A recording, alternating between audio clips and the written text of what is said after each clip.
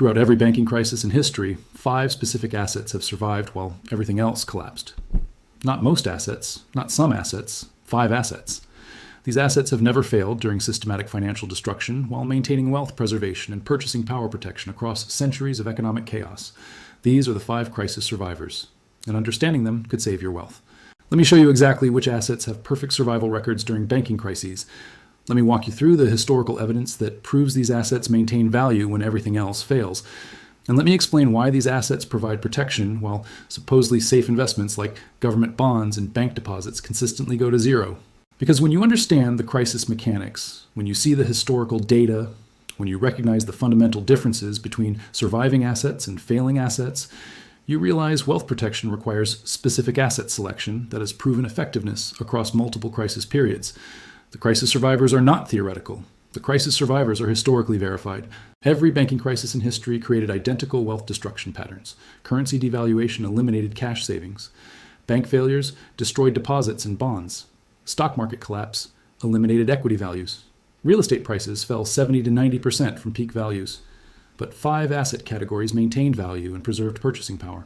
The Great Depression of 1929 destroyed stock values by 89%, while bank deposits vanished through institution failures affecting 9,000 banks. Government bonds lost value through currency debasement, while real estate prices declined 67% from 1929 peaks. But physical gold increased from $20 to $35 per ounce. Agricultural land maintained food production value. Essential commodities like oil and copper retained industrial demand. Defensive businesses providing necessities continued operations and profitability. Foreign currency reserves in stable jurisdictions preserved purchasing power.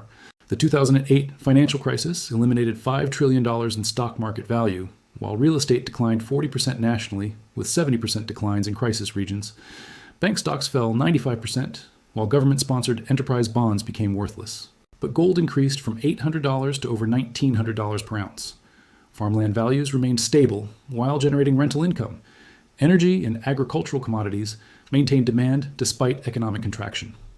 Utility companies and food producers continued dividend payments. Swiss franc and Singapore dollar reserves preserved value against dollar debasement. The pattern repeats across every banking crisis because fundamental economic needs continue during financial system collapse, while speculative assets and financial instruments lose value through counterparty failure and liquidity destruction. Asset survival requires meeting 3 criteria during banking crises. Physical ownership that eliminates counterparty risk. Essential demand that continues regardless of economic conditions. Scarcity characteristics that prevent artificial supply increases during crisis periods. Physical gold meets all survival criteria through direct ownership that eliminates bank storage risk, universal monetary recognition that transcends national currencies, and limited supply that cannot increase rapidly during crisis periods when paper money printing accelerates. Gold ownership requires physical possession or allocated storage in non-banking facilities because bank safety deposit boxes face seizure risk during banking crises, while paper gold certificates depend on financial institution solvency that banking crises eliminate. Historical gold performance during banking crises shows consistent value preservation and purchasing power protection. During the 1930s banking crisis, gold ownership provided 47% returns, while stocks lost 89%. During 2008, gold gained 138%, while bank stocks lost 95%. Central bank gold purchases exceed 1,000 tons annually because monetary authorities understand gold's crisis protection characteristics, while implementing policies that destroy currency value through money printing and debt monetization that makes gold ownership essential. Agricultural land represents the second crisis survivor through food production capability that generates essential demand regardless of economic conditions, while providing physical asset ownership that eliminates financial counterparty risk.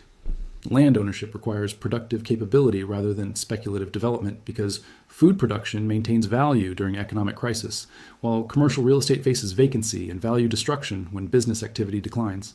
Farmland performance during banking crises shows remarkable stability compared to other real estate categories. During the Great Depression, quality farmland maintained 80% of peak values, while urban real estate declined 67%. During 2008, farmland increased 12%, while residential real estate declined 40%. Agricultural income provides cash flow during crisis periods when other investments eliminate dividend payments and rental income. Commodity price increases during currency debasement periods, enhance agricultural land profitability, while fixed mortgage costs decline in real terms. International farmland ownership provides geographic diversification and political risk reduction, while currency hedging protects against domestic monetary policy failures that destroy local currency purchasing power. Essential commodities represent the third crisis survivor through industrial and consumer demand that continues during economic downturns, while supply constraints prevent rapid production increases during crisis periods. Energy commodities, including oil, natural gas, and coal, maintain demand for transportation, heating, and industrial production that economic crisis reduces but cannot eliminate, while supply development requires years of investment unavailable during capital shortage periods. Agricultural commodities, including wheat, corn, and soybeans, provide food security that represents absolute necessity regardless of economic conditions, while crop production faces weather and supply chain constraints that prevent rapid production increases. Industrial metals, including copper, aluminum, and steel, support infrastructure, maintenance, and production that crisis periods delay but cannot eliminate, while mining capacity requires massive capital investment unavailable during financial crisis periods. Commodity ownership requires physical delivery capability or storage facilities because paper commodity contracts depend on financial intermediary solvency, while exchange-traded funds face redemption pressure during crisis periods that can trigger liquidation below commodity values. Defensive businesses represent the fourth crisis survivor through essential services and products that maintain demand during economic downturns while generating cash flow independent of financial market conditions. Utility companies provide electricity, water, and natural gas services that consumers cannot eliminate, while regulated pricing structures maintain revenue stability and dividend payment capability during economic crisis periods. Food production and distribution businesses maintain demand for essential nutrition, while supply chain control provides pricing power during inflation periods that typically accompany banking crises and currency debasement. Healthcare services maintain demand for medical care that consumers prioritize during crisis periods, while demographic trends support long-term demand growth independent of economic cycle fluctuations. Defensive business ownership requires direct equity stakes in operating companies rather than financial market speculation because stock market volatility creates temporary pricing disconnection from underlying business value and cash flow generation. Foreign currency reserves represent the fifth crisis survivor through geographic and political diversification that protects against domestic monetary policy failures while maintaining purchasing power in stable currency jurisdictions. Swiss franc ownership provides exposure to conservative monetary policy and banking system stability that has survived multiple global financial crises while maintaining purchasing power against major currency debasement periods. Singapore dollar reserves benefit from economic stability and conservative fiscal policy while providing Asian economic exposure and commodity currency characteristics that support value during global economic uncertainty. Norwegian kroner exposure provides energy sector correlation and sovereign wealth fund backing, while benefiting from conservative fiscal management and current account surplus that supports currency stability. Foreign currency ownership requires physical possession or foreign bank deposits rather than domestic bank foreign currency accounts, because domestic banking crisis affects all domestic bank holdings regardless of currency denomination. The assets that consistently go to zero during banking crises share common characteristics, including counterparty dependence, speculative demand, and artificial supply expansion capability that crisis periods exploit destructively. Bank stocks represent the most consistent crisis casualties because banking business models depend on confidence and liquidity that banking crises destroy, while regulatory intervention typically wipes out shareholder value through bailout structures. Regional bank stocks face complete elimination during systematic banking crises because smaller institutions lack resources to survive deposit flight and loan losses, while regulatory resolution processes prioritize depositor protection over shareholder recovery. Money center bank stocks face severe dilution through government recapitalization that transfers ownership from private shareholders to government entities while eliminating dividend payments and imposing operational restrictions. Investment bank stocks face business model destruction through trading loss recognition and reduced transaction volume, while compensation structures that prioritize employee payments over shareholder returns accelerate wealth destruction. Government bonds lose value through currency debasement and inflation that banking crises typically trigger through monetary policy responses that prioritize financial system liquidity over currency purchasing power preservation. Long-term government bonds face interest rate risk when monetary policy shifts toward inflation control, while credit risk increases when government debt service costs consume increasing portions of tax revenues during economic contraction. Municipal bonds face default risk when local tax revenues decline during economic crisis, while pension obligations and infrastructure maintenance costs create fiscal pressure that bondholders absorb through principal losses. Corporate bonds face default cascades when business cash flows decline while debt service requirements remain fixed at nominal levels that economic contraction makes impossible to maintain across multiple industry sectors simultaneously. Leveraged real estate investments lose value through foreclosure and forced liquidation when property cash flows cannot service debt obligations while declining property values eliminate equity cushions that prevent total loss. Commercial real estate faces vacancy and rent reduction when business contraction eliminates space demand while debt service costs remain fixed and property maintenance expenses continue regardless of income generation. Residential real estate development loses value when construction financing disappears and buyer financing becomes unavailable, while completed inventory faces price competition from distressed sales and foreclosure properties. Real estate investment trusts face dividend elimination and share price collapse when underlying property values decline, while debt refinancing becomes impossible during credit market stress periods. Growth stocks lose value through multiple compression when investor risk tolerance declines, while earnings growth assumptions prove unrealistic during economic contraction periods that reduce consumer and business spending. Technology stocks face demand destruction when business investment declines, while high valuations based on growth assumptions become unsustainable when revenue growth turns negative during crisis periods. Consumer discretionary stocks lose earnings when household spending shifts toward necessities, while debt service requirements eliminate discretionary income that supports restaurant, retail, and entertainment spending.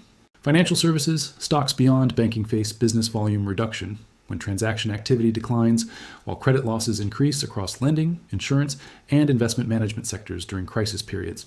The mathematical analysis reveals consistent patterns across banking crisis periods, where surviving assets maintain or increase purchasing power, while failing assets lose 70 to 100% of value through counterparty failure or demand destruction.